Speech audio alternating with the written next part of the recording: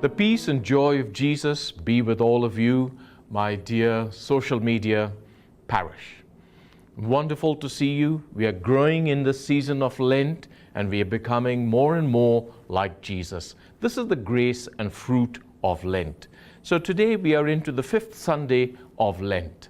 And I would like to ask you, how would you feel if a close friend of yours let out a personal secret of yours into the public market? How would you feel? If that friend of yours let out a personal fault of yours into the public area of your friends and your relatives and your family and your society, how would you feel? I'm sure you would feel angry. I'm sure you would feel enraged. I'm sure you would just want to disappear, become like a little ant so that nobody notices you. I'm sure you want justice. You may see that as a sort of injustice to you, and you'll want to cry out for justice. You would want to do the same to that person, reacting in the same way to that person for what that person has done to you. You would feel exposed, and therefore you would feel that you are insecure and that you are physically or emotionally exposed. That is the title of our reflection today. Exposed. Being exposed. And this is exactly what the woman in the gospel felt today. That she was exposed to the insecurity of what she was experiencing there and then. And this is what has happened to the woman in the gospel today from John chapter 8, verses 1 to 12. She was caught, this woman was caught in adultery by a group of Pharisaical men who took it upon themselves and took the authority upon themselves to accuse her of adultery. And not only to accuse her, but to expose her. And here was she who felt like she was a pawn in the hands of powerful people who condemned her and now going to kill her. But they brought her before Jesus. Here was a woman who was exposed. Now my question is, were you ever exposed publicly for some fault of yours in your life? How did you feel? This group of Pharisaical men brought her to Jesus to test him first before condemning her and condemning him. Now, what was the test that they put Jesus to? They put Jesus onto the horns of a dilemma. Now, what are the horns of a dilemma? The first horn that they put Jesus on was whether he believed in his own teaching of forgiveness.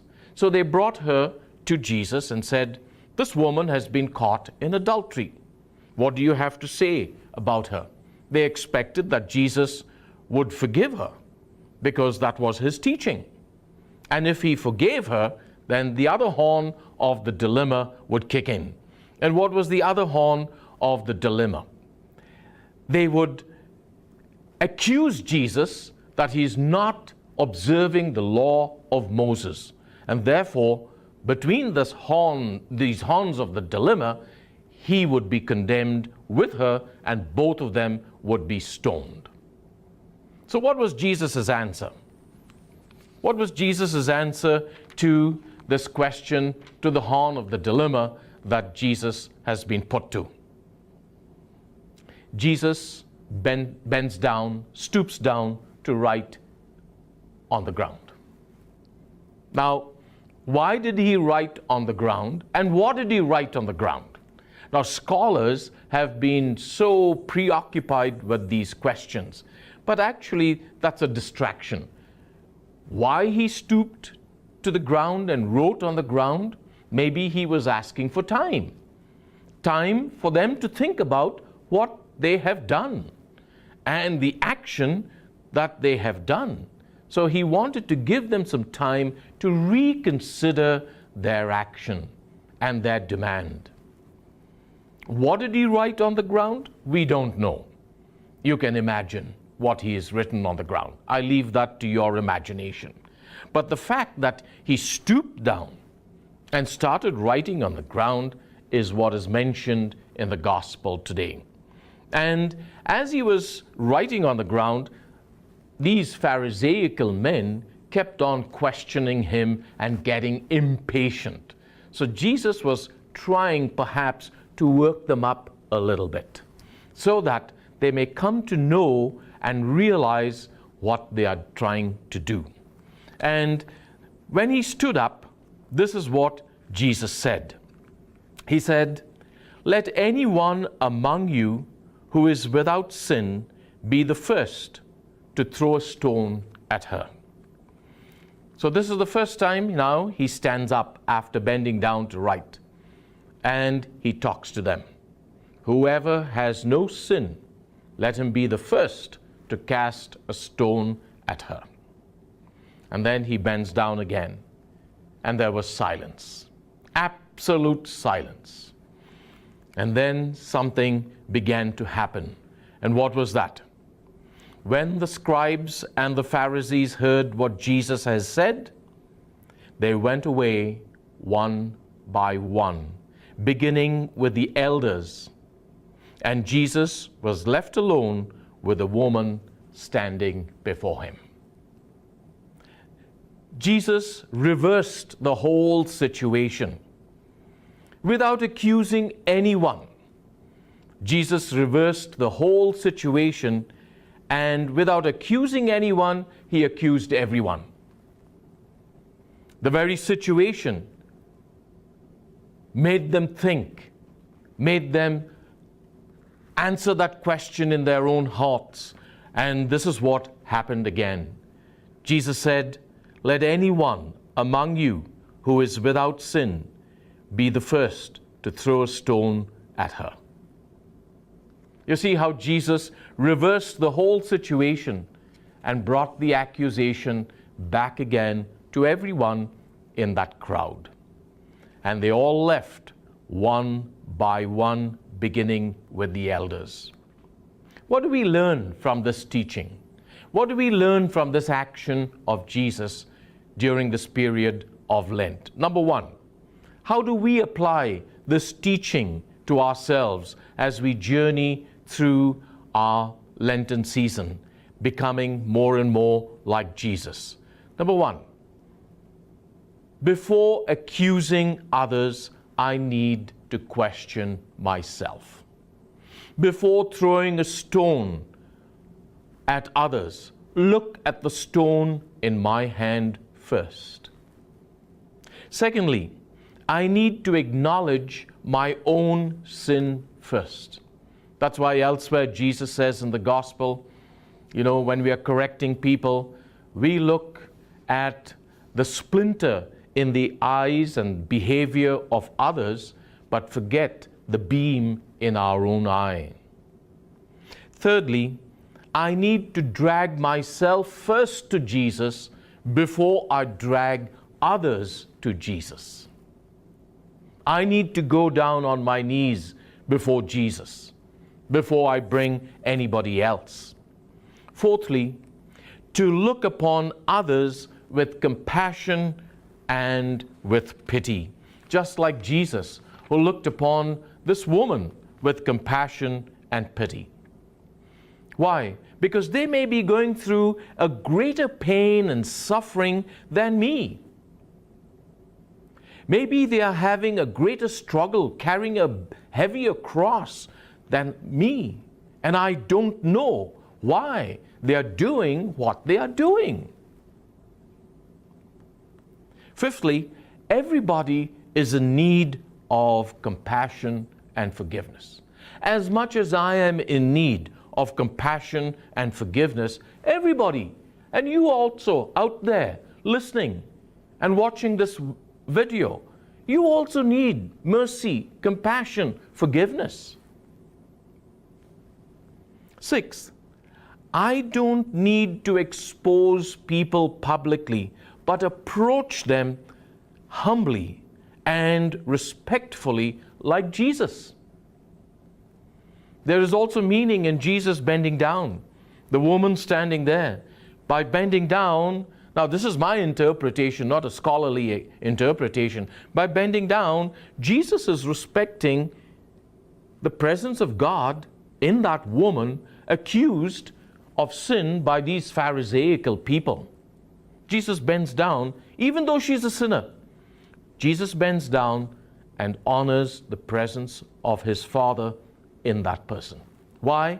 Because she's made in the image of God. Just like all these Pharisaical men who brought her and accused her were also made in the image of God. You see, what a beautiful symbol that we can interpret here in this little action of Jesus. So therefore, I don't need to expose people publicly, but approach them like Jesus with respect, humbly, as he did.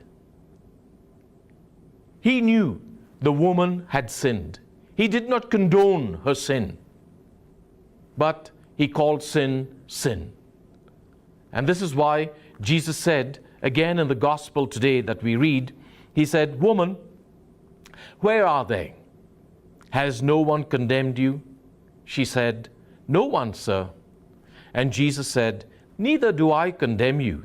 Go your way, and from now on, do not sin again." What beautiful words that Jesus gives her. And 7, when we accuse others, we stand exposed first. That is why Jesus said again in his beautiful teaching today, he says, "Let anyone among you who is without sin be the first to cast a stone at her." So when I accuse others, I stand exposed first.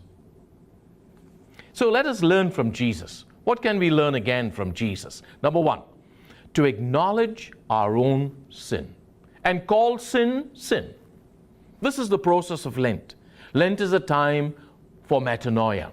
Metanoia is a change of mind, change of heart, change of direction, change of life, a purification of our life. And for that purification, I need to call sin, sin, and get rid of that sin. Secondly, to be gentle and compassionate. Every human being is called to be compassionate because we are made by God and made for God. That is why when we see all the violence in the world, where is that violence coming from? Most probably it's coming from a heart that has never, ever experienced compassion and gentleness. Thirdly, to confront sin in our own lives and not be afraid of that sin. To have the courage to confront sin. That is why I said to call sin, sin. Let's not sugarcoat it or chocolate coat it. Sin is sin. And sin separates us not only from God, not only from others, but also from myself. You see the power of sin. It separates us from others, from ourselves, and from God.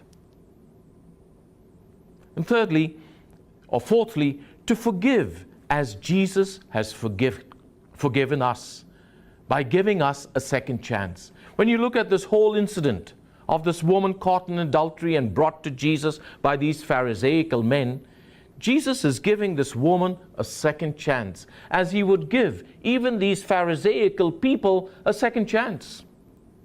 Why? Because Jesus is the God of the second chance. You and I may not give them, just like these Pharisaical men didn't give her a second chance. But God gives us a second chance. The fifth, to stand by the weak and those who struggle with repeated faults and failures. Because you and I also repeat the same faults and failures right from the time of our age of reason. We repeat the same faults and failures. So we need to stand by people who constantly repeat the same faults and failures over and over, to give them courage, to help them to confront their sin with courage, with hope, with faith, with joy. Again, sixthly, in coming to Jesus, our sin is exposed, but Jesus reaches out to us and reaches out to the person behind the sin. He reaches the sinner. Come to him, Jesus says, come to me, all of you, heavy laden, overburdened, and I will give you rest. Learn from me, for I am meek and humble of heart. Come to me, says Jesus, for he is gentle and forgiving. And 7, in coming to Jesus, we have a choice. We have a choice to walk with him or to walk away from him. What is that choice that you and I make every day? Jesus did not condone her sin, the sin of adultery, no. But Jesus gave her a second chance to clean up her act, to clean up her life and start anew. How wonderful. God is a God who does not condemn us. We condemn ourselves. Why? Because he gives us a second chance.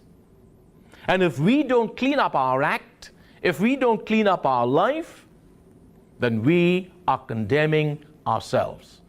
The Lord never condemns us. So let's take Jesus' gift of a second chance into our life. Prepare for a good confession. Lent is a time to enter the silence of our heart, the desert of our heart, and to listen to what our life is telling us, to listen to the promptings of the Spirit, to listen to the call of Jesus to turn back and come back to him. So be open to the mercy of the Lord. Start examining yourself and go humbly and receive the grace of sacramental forgiveness in confession. And begin to see the change taking place in your life and bring forth that Lenten fruit of repentance and love in your life again. And as the tradition of this story goes, there is no name to this woman mentioned in this gospel. All that the gospel says is that a woman was caught in adultery and brought to Jesus.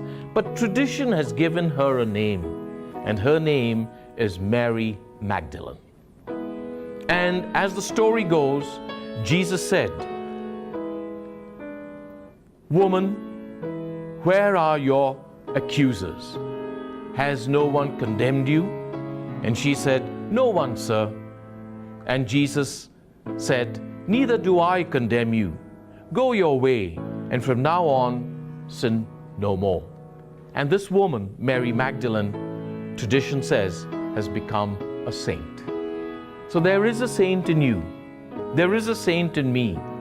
Let's go. Even though we are exposed, we go to become saints like Saint Mary Magdalene.